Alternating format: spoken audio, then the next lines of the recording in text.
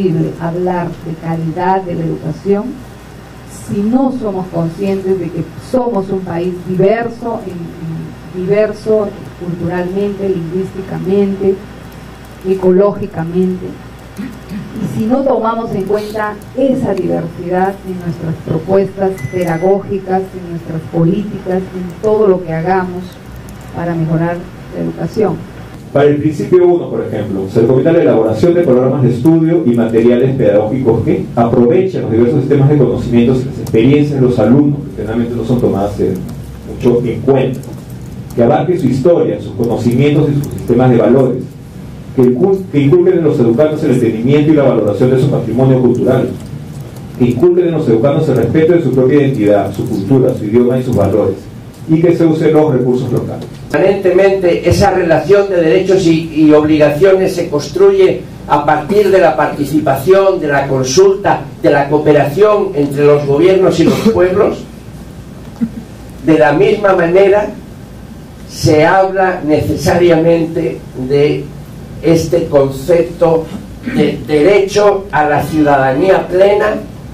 que convive con el derecho al ejercicio de la ciudadanía del pueblo al que alguien pertenece. Es decir, un aymara en el Perú tiene los mismos derechos que cualquier otro peruano, pero además tiene el derecho de seguir siendo aymara y por tanto de mantener su identidad, su cultura, su lengua, su cosmovisión, su mirada sobre el mundo. Y esos dos derechos tienen que convivir, y por tanto este primer enunciado apela a eso, a la necesidad de poner los medios para que participen en todos los niveles de la educación, para que puedan participar en nivel de igualdad. Y también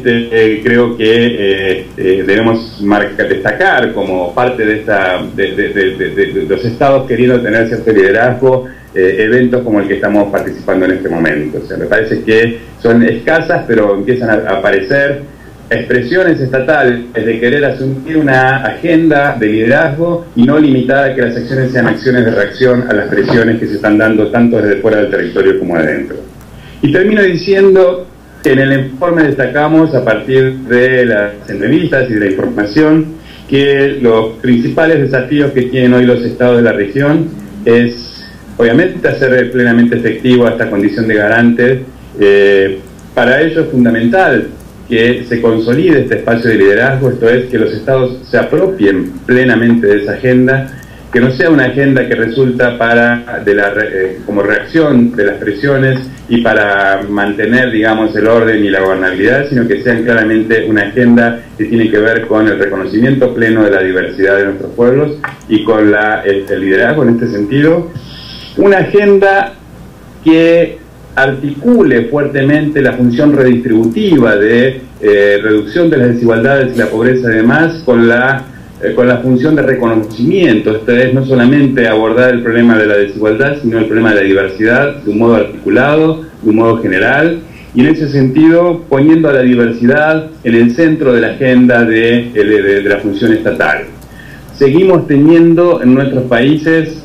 una tendencia a generar políticas que presuponen cierta igualdad en el universo, esto es, una política orientada a las poblaciones urbanas, a las poblaciones blancas, y donde la cuestión de la pobreza o la cuestión de la diversidad se presentan como anexos, como políticas complementarias. Lo que es fundamental es pasar de esa visión,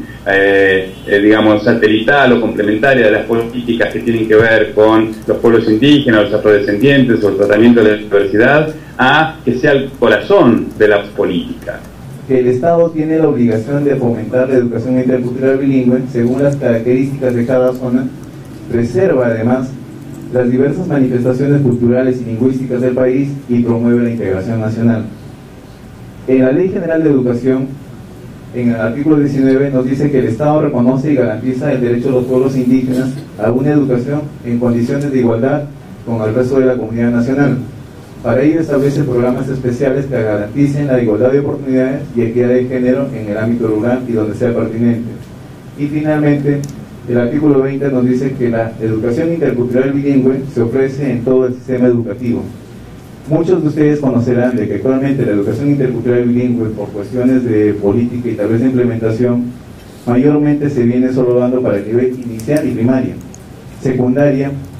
son muy pocas las instituciones que ofrecen la educación intercultural bilingüe. Esto querría decir que no se estaría cumpliendo totalmente con lo que nos dispone el artículo 20.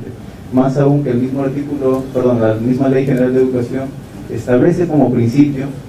fundamental de la educación la interculturalidad, que es un concepto distinto a la educación intercultural. Es complementario, pero que no debemos confundir interculturalidad para todos con educación intercultural bilingüe. Y la Ley para la Educación Bilingüe Intercultural nos dice que es el MED el órgano encargado de diseñar un plan nacional para la educación intercultural bilingüe para todos los niveles y modalidades educativas, con la participación efectiva de los pueblos indígenas.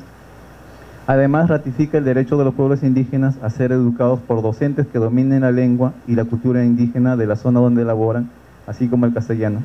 Este componente precisamente es el que les manifestaba hace un momento, de que se estaría viendo afectado al no establecer o al no crear o fundar instituciones de educación superior que garanticen el derecho a la formación en la carrera de educación intercultural bilingüe. Si nosotros seguimos restringiendo el derecho a la formación inicial, finalmente este componente último no vamos a poder garantizarlo en muchos años, porque no se están formando los profesores idóneos para poder enseñar a los niños la educación intercultural bilingüe, respetando su lengua y su cultura.